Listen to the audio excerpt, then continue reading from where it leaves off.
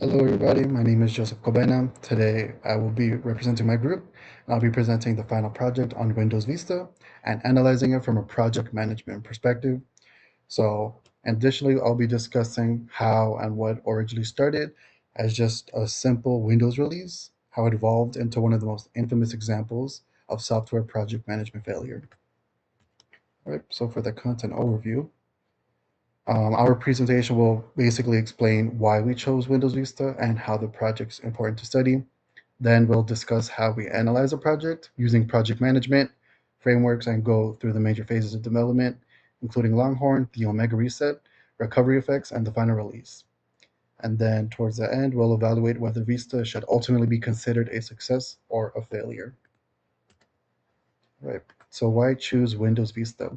So we chose Windows Vista because it represents a very interesting and a realistic case study in project management. After the success of Windows XP, Microsoft initially planned Vista as a short-term bridge release before a larger future operating system called Blackcomb. However, over time the project expanded dramatically in scope and complexity.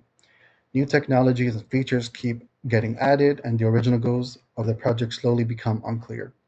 So this eventually led to major delays, instability in development, and even a complete reset of the project. Because of these issues, Vista provides a strong example of how project management and decisions can directly impact technical development, schedules, stakeholders, and product quality. Why does it matter? So Windows Vista matters because it's still considered one of the most well-known project management failures in the software industry. Additionally, the project involved nearly 3,000 developers working across multiple teams and locations worldwide. Visa demonstrates failures in several core project management principles, including scope, management, risk management, and stakeholder management. And then additionally, the project also had major real world consequences. So basically, consumers experienced hardware incompatibility issues, poor performance, and frustrating security prompts. At the same time, Microsoft's reputation suffered significantly because many users viewed Vista as unfinished or unreliable. Despite all of this, the project still provides valuable lessons about recovery strategies, organizational coordination, and long term planning. And these were some of the images that we used to represent. All right, how we analyze the project. To analyze Windows Vista, we divided the project into three major phases, which we'll also discuss in the timeline. So Longhorn, Omega Reset, and the recovery and release. We then applied several project management frameworks to evaluate what happened during each phase. So, for example, the first framework was a triple constraint, which looks at the relationship between the time, cost, and scope. We also looked at risk management, especially how Microsoft identified and responded to technical and organizational risks. Finally, we analyzed stakeholder management, including Microsoft's relationship with consumers, developers, and hardware manufacturers. So overall, our goal was not only to evaluate technical decisions, but also the marginal decisions, managerial decisions that influence the outcome of the project. Right, so now looking at the timeline, the slide summarizes basically just the major stages of Vista's development timeline, in which we begin with Longhorn from 2001 to 2004, also known as like the original development phase. Then into 2004, Microsoft implemented the Omega Reset after realizing the code base had become unstable. And then from 2004 to 2006, the company entered a recovery phase, focusing on stabilizing development and reducing scope. And then lastly, Vista was officially released in 2007 after just like the years of delays and restructuring. All right. So now to get into detail with Longhorn from 2001 to 2004. So the Longhorn phase is where many of the project's major problems begins. So originally Longhorn was intended to be relatively a small bridge between Windows XP and Blackcomb, and the original scope and timeline were manageable.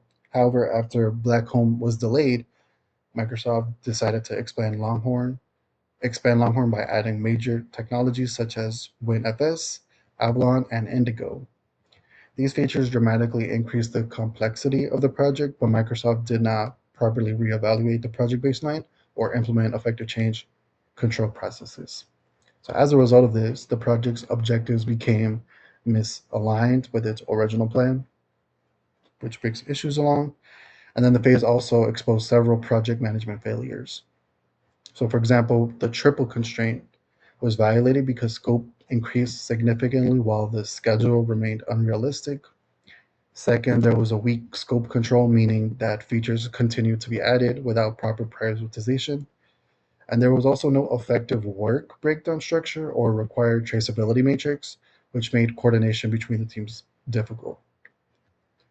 So, because thousands of developers are working across different groups, integration problems accumulated over time and became increasingly difficult to manage.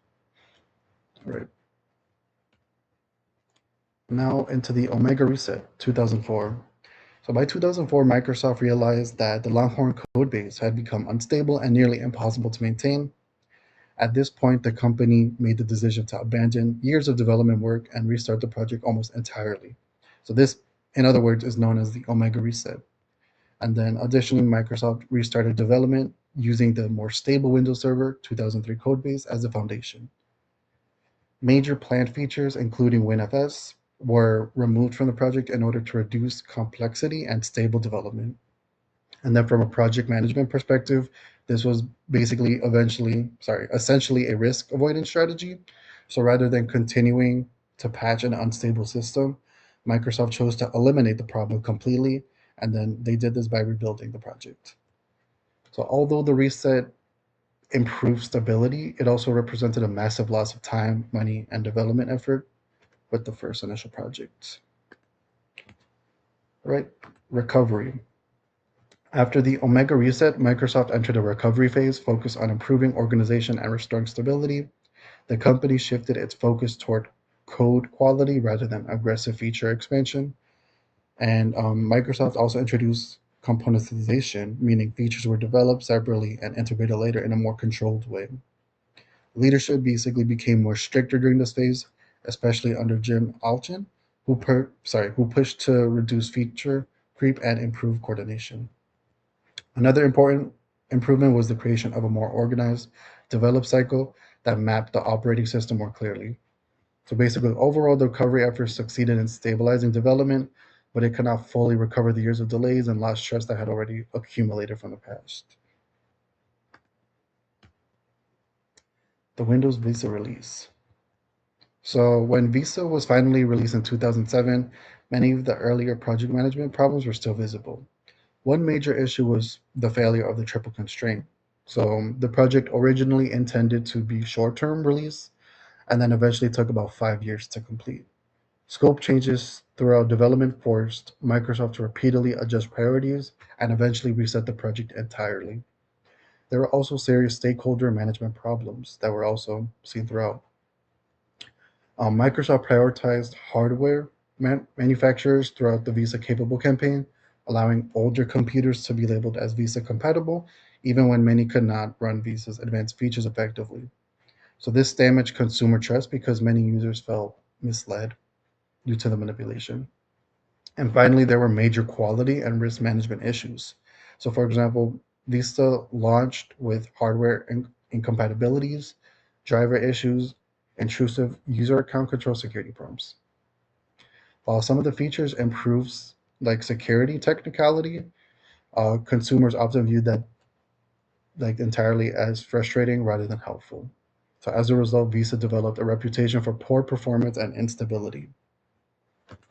All right. And then success or failure. From the project management perspective, Windows Vista is a generally considered a failure. The project experienced major delays, uncontrolled scope expansion, and the loss of important planned features. The Omega reset alone doubled the effective development timeline and forced Microsoft to abandon years of work. Also, the company lost a lot of trust from both consumers and stakeholders due to the performance, the issues, and the misleading marketing decisions that were, advertised. However, when we look at the outcome, it's somewhat complicated. So, despite its negative reputation, Vista still became the fastest selling Windows operating system at the time and sold approximately 180 million licenses by 2008. So, in addition, Vista introduced technical foundations that later contributed to the success of Windows 7. So while Visa was commercially successful in some ways, looking at project management, the failures ultimately overshadowed those achievements. Right? And then these were just the references that we used for both the report and for the project that we did. So for the research and analysis and the academic studies, the interviews, the legal documents, and even the technical discussions related to Windows Visa's development. Any questions? Feel free to leave below in the comment section. Right. And thank you, everyone.